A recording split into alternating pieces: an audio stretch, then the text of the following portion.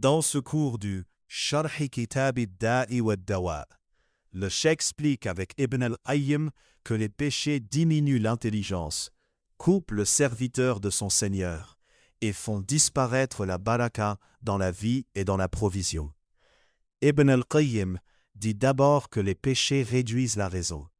Plus une personne s'habitue à la désobéissance, plus son jugement devient faible, sa réflexion devient trouble et ses décisions deviennent mauvaises.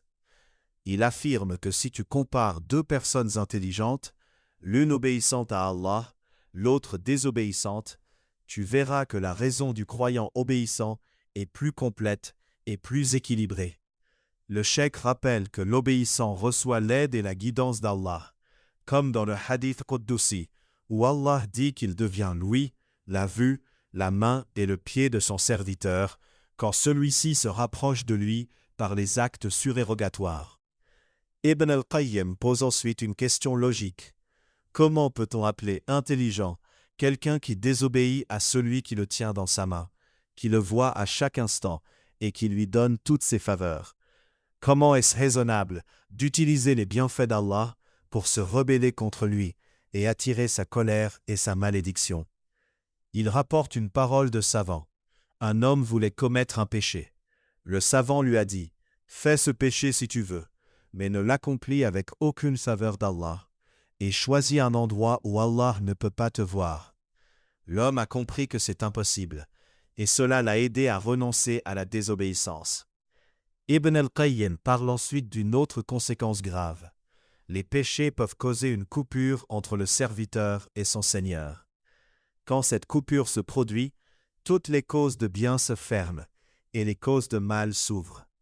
Il cite la parole de certains pieux. « Je vois le serviteur posé entre Allah et le diable. Si Allah se détourne de lui, le diable le prend en charge. Et si Allah le prend en charge, le diable ne peut rien contre lui. » Le cheikh rappelle le verset « Mes serviteurs, tu n'as aucun pouvoir sur eux. » Puis il commente le verset où Allah dit « Allez-vous prendre Satan et sa descendance comme alliés au lieu de moi, alors qu'ils sont vos ennemis?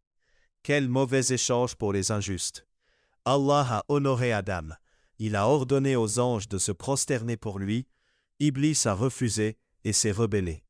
Après cela, comment un humain peut-il choisir ce rebelle comme allié et en faire son guide dans la vie? » Dans la suite du cours, Ibn al-Qayyim décrit une autre série d'effets.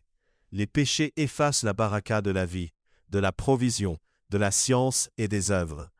Il écrit que la désobéissance enlève la bénédiction du temps, de l'argent, des efforts et de la religion. Le résultat, longue vie mais peu de bénéfices réels, beaucoup d'argent mais peu de profits utiles, beaucoup d'occasions mais peu de fruits. Le cheikh rappelle des versets. Si les habitants des cités avaient cru et avaient été pieux, nous leur aurions ouvert des bénédictions du ciel et de la terre. Et, s'ils restent droits sur la voie, nous leur donnerons une eau abondante. Il explique que la foi et la piété attirent la baraka, tandis que les péchés amènent la sécheresse, les blocages, la dureté de la vie et la fermeture des portes.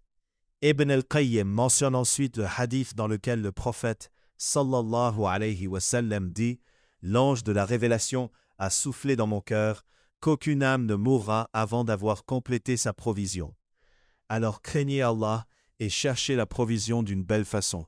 Ce qui est auprès d'Allah ne s'obtient que par son obéissance. » Le cheikh insiste.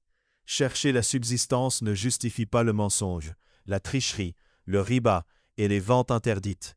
L'homme qui gagne beaucoup d'argent haram s'épuise, s'inquiète, puis découvre que tout cela est sans baraka et qu'il devra en rendre compte. Tandis qu'un autre, avec un revenu modeste mais halal, voit son peu suffire, et cela lui suffit avec paix et contentement. Ibn al-Qayyim cite aussi une parole où Allah dit en résumé « Quand je suis satisfait, je bénis, et ma bénédiction n'a pas de limite. Quand je suis en colère, je maudis, et ma malédiction atteint même les descendants. » Il en tire la règle suivante. La vraie largeur du rizq et de la vie n'est pas dans la quantité, mais dans la baraka que Dieu met dedans. À la fin, il rappelle le hadith.